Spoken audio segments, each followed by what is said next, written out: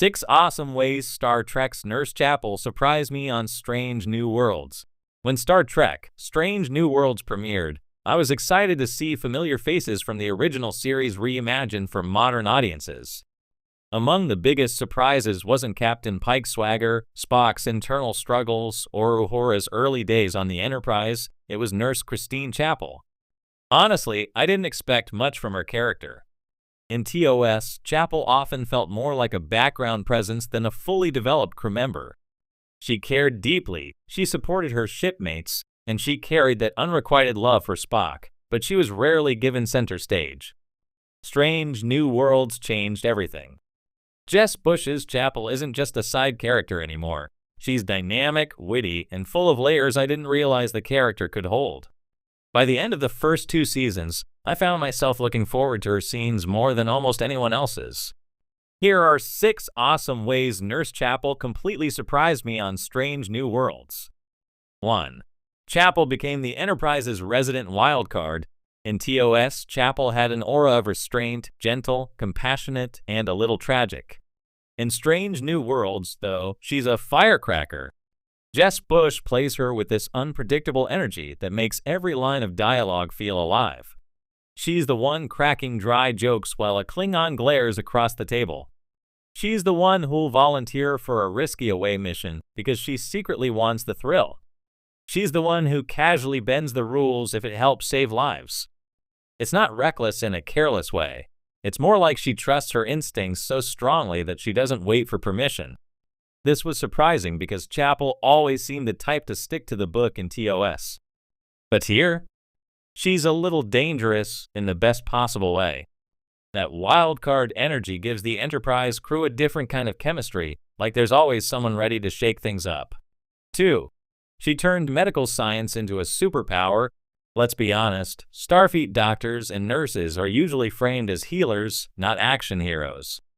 Bones grumbled, the EMH lectured, and Dr. Crusher saved the day with brainy compassion.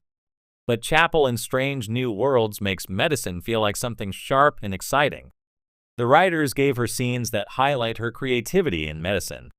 She isn't just administering hyposprays or assisting Dr. Mabenga, she's experimenting with cutting-edge biotech, improvising cures under pressure, and pulling off medical miracles in combat zones. In the episode Spockamok, for instance, she's not just an assistant in the sickbay, she's the one who figures out how to fix the Vulcan body swap situation with both medical insight and humor. And in Charades, when Spock temporarily becomes human, it's Chapel who takes the lead in treating him, balancing clinical genius with personal emotion. Watching her confidently step into the spotlight of medical science shocked me in a good way.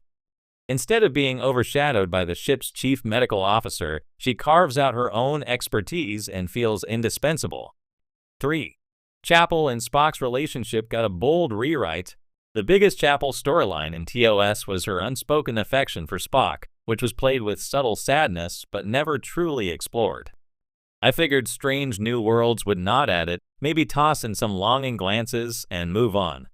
Instead, the show went full throttle. Not only do Chapel and Spock share mutual attraction, but they actually explore it in a complicated, passionate way. Their romance becomes one of the most unpredictable and emotional threads of the series. I was floored by how the show flipped expectations.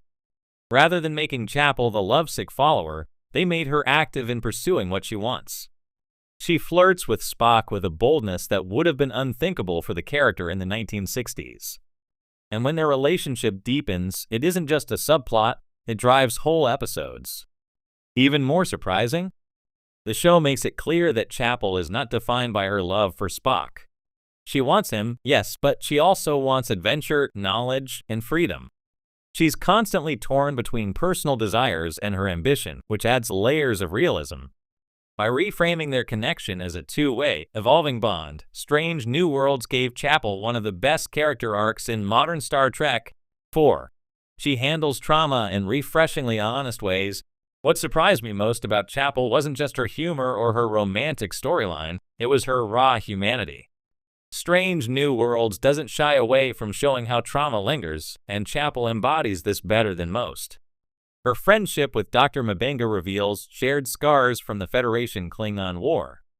She isn't some untouched healer who's above the chaos. She's someone who's been shaped, even hardened, by frontline experience. When Mabenga opens up about his own struggles, Chapel doesn't dismiss it. She mirrors it with her own vulnerability. I didn't expect the writers to make her so layered, but they gave her a believable backstory that explains her thrill-seeking, her sarcasm, and even her resistance to settling down. She's chasing adrenaline not because she's shallow, but because she's searching for ways to keep the pain at bay. That's an incredibly modern and empathetic take for Star Trek, and it completely changed how I saw her. 5. Chapel's chemistry with everyone is off the charts. Another surprise was just how well Chapel bounces off the rest of the crew. In TOS, her interactions were mostly limited to Spock and McCoy.